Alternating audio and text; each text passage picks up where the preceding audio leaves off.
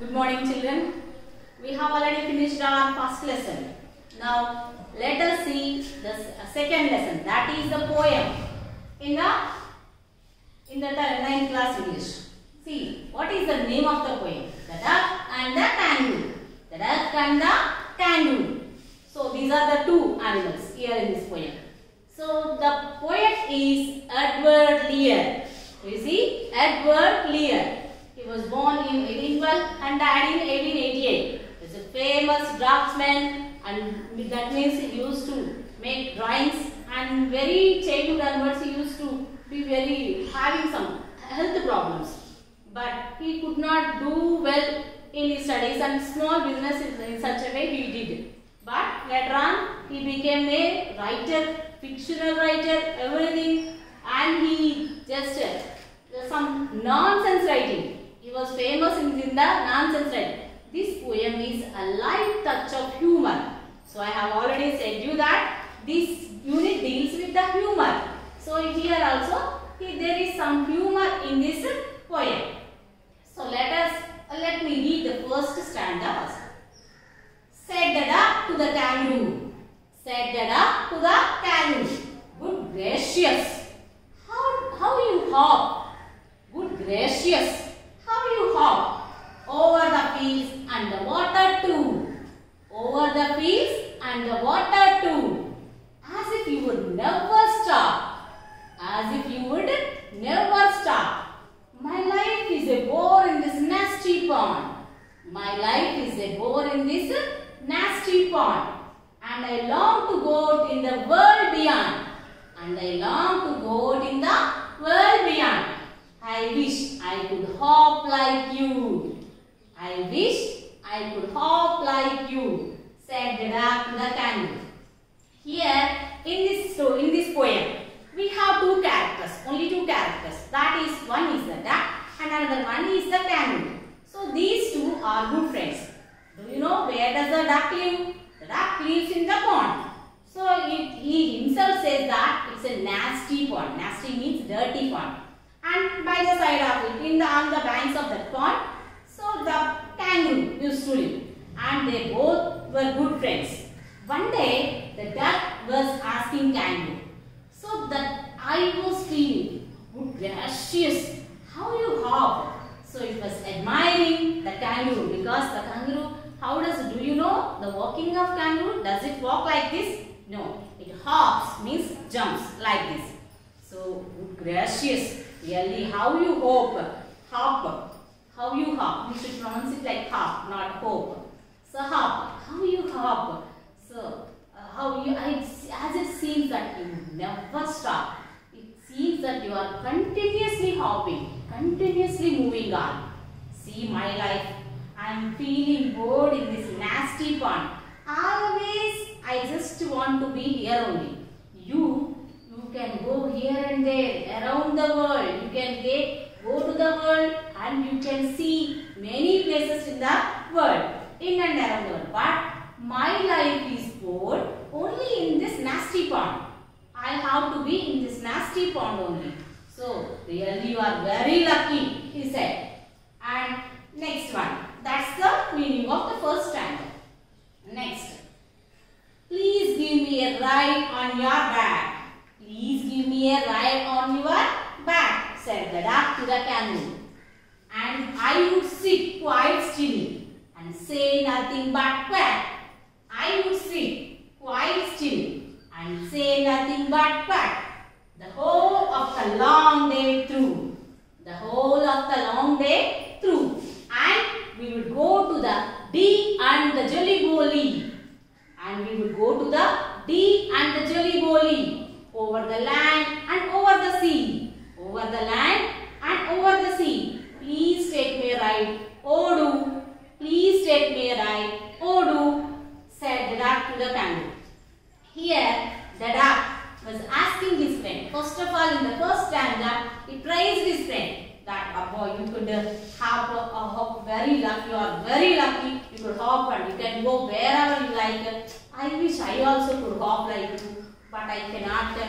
And in the second stanza, so he was asking him to take a ride. on his back because the duck want to sit on the back of kangaroo, and the kangaroo wants to take the duck to show it to the all places. What are the places it wanted to see? The D and the Jelly-Bolly. The D and the Jelly-Bolly. What does it mean? That means so many wonderful places. All wonderful places they want to see. The duck want to see all the wonderful places by sitting on the back of the kangaroo. So on over the land. And what did he say? I just sit and I would nothing say, just but nothing, only quack I'll say. What is quack? Quack is the sound of the duck. The duck says quack quack. So I would say only quack, but I would say nothing. I would sit like this and never move. The whole day I'll never move. Please take me right. Oh do, please take me right. Please, you can take me. In such a way, it was requesting the kangaroo. See what the kangaroo will do. See in the this stanza, in the third stanza. Now in the first stanza, it just praised his friend kangaroo, and in the second stanza, it asked the kangaroo to take him a ride along with him. That he would sit very quietly and would do nothing, just but quack with me, just making a sound of quack. Said the kangaroo to the duck. Said the kangaroo to the duck. This requires some little reflection. This requires some little reflection. Perhaps on the whole it might bring me luck. Perhaps on the whole it might bring me luck. And there seems but one objection. And there seems but one objection, which is if you will let me speak so bold. Which is if you let me speak so bold. Your feet are unpleasantly wet and cold. Your feet are unpleasantly wet and cold. And probably give me the rheumatics. And probably give me the rheumatics, said the kangaroo. Now, this was the reply of the kangaroo to the request of the duck. What did the duck request? To take him a ride by making him sit on his back. The kangaroo was really, he is also want to fulfill the wish of his friend. But really he said that it requires some little reflection. He want to do it. Perhaps on the whole might it brings me luck. Really, if you do so for you, it is really a luck for me. If I do something for my friend, that is really a luck for me. So I am ready to do. But there is one objection. There is one objection. If you don't feel bad, I will say bold. Bold means frankly I will say. So what is the objection of the kangaroo? The feet of the duck. The duck feet, web feet. Web feet means, so feet of the duck like this. In the middle of these fingers also there will be a membrane-like structure. That means the skin will be developed here. Is developed here in the middle of these fingers. So that is web feet. That is called web feet of the duck. The web feet are always wet. Wet means where do the ducks live? The ducks live in the pond. That means in water. So the feet of the duck are always wet. So if your feet are very so wet, and it gives me rheumatics. Rheumatics is a fever where do we get pains in our joints and muscles. So only one objection for me. That is your wet feet. Wet and web feet. Web feet means the feet which the duck has, and the wet means cold. Challadi, tadiga unna anna. So the wet feet, because it gives me rheumatics. If the duck sits on his back with its wet feet, with that wetness, the kangaroo will get fever. If it touches with its feet for a long time, the kangaroo will get fever, it's saying. So that was the third one. Now let us see the fourth stanza. Now let us see the fourth stanza. Said the duck, as I sat on the rocks, I have thought over that completely.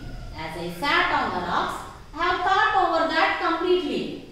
and I bought 4 pairs of worsted socks. And I bought 4 pairs of worsted socks which fit my web feet neatly. And I bought 4 pairs of worsted socks which fit my web feet neatly. And to keep out the cold, I have bought a cloak. And to keep out the cold, I have bought a cloak. And every day a cigar I'll smoke. And every day a cigar I'll smoke. And to follow my own dear true love of a kangaroo. And to follow my own dear true love of a kangaroo. Now, again, when the kangaroo was asking for a doubt, that means an objection. So, the duck was giving her own answer for that objection. When he sat on the rocks the previous night. He thought over it already. The duck had already thought over about its web feet because it gives wetness to his friend. So that what did he do? He had already planned for that something. What is it? He had already bought 4 pairs of worsted socks. Worsted socks means woolen socks. 4 pairs of woolen socks to fit its feet neatly. So 4 pairs he already bought. He wanted to wear them, the 4 pairs, so that his feet can fit in that correctly, perfectly. And next, what did another one thing it do? That means cloak. He had already bought a cloak. Cloak means the coat, like a sweater. How do you wear? So when he wears a sweater, that cold, he doesn't give the cold. That means a wetness to his body. Doesn't give any wetness or coldness to the kangaroo. So that is another one. And the third thing means if he want, he'll smoke a cigar every day to make its body, to give heat to its body. It will cigar every day. That means smoking. Smoking. It will smoke every day, lit a cigar and smoke every day. Who will do that? The duck. The duck will lit a cigar also every day. So what are the precautions that the duck already wanted to take in? The first one is he was already bought a 4 pairs of worsted socks, woolen socks. And the second one is he had already bought a cloak. Cloak means sweater like a coat. And the third one is he's ready to lit a cigar every day to make his body heat. So that's this one lesson, because it doesn't want to give any trouble to his friend. So that we had already taken all these precautions. Now let's see the last one. What is the reply of the kangaroo for this? Said the kangaroo, I am ready. Said the kangaroo, I am ready.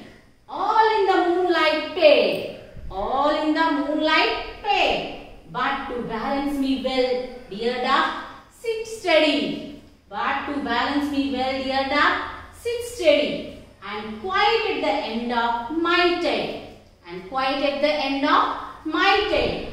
So away they went with a hop and bound. They went with a hop and bound. And they hopped the whole world 3 times round. They hopped the whole world 3 times round. And who so happy? Oh, who? As the duck and the kangaroo. And who so happy? Oh, who? And the duck and the kangaroo. And let's see the meaning of the last stanza.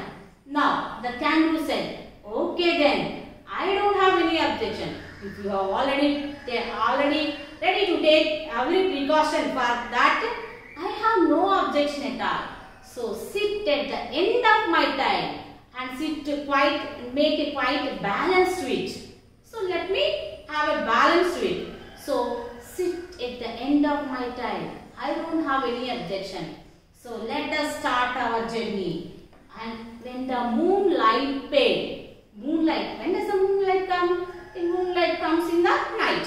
And when does it pale? It becomes pale early in the morning. So they started their journey early in the morning when the moonlight paled. So there is sitting steady. So away they went with the hop and bound. With the hop means jumping, bound, oh happiness with the happiness. and they hopped the whole world for 3 rounds. Where did they go? They go for the whole world 3 times by hopping. Kangaroo was hopping and duck was sitting on the back of it at the end of the kangaroo's tail. So, who is happy? Do you know who is happy at the end of the poem? As the duck and the kangaroo. Who is happy? You just answer me. Yes. Do you feel that only duck happy? No, not only the duck. The kangaroo is also happy because it could make the wish of his friend, so that the kangaroo also happy. And when it comes to the duck, so it has realized its dream, so that the duck was very happy because it shows us the friendship, the value of the friendship. If we have the value of friendship, we can do something. They both thought of each other.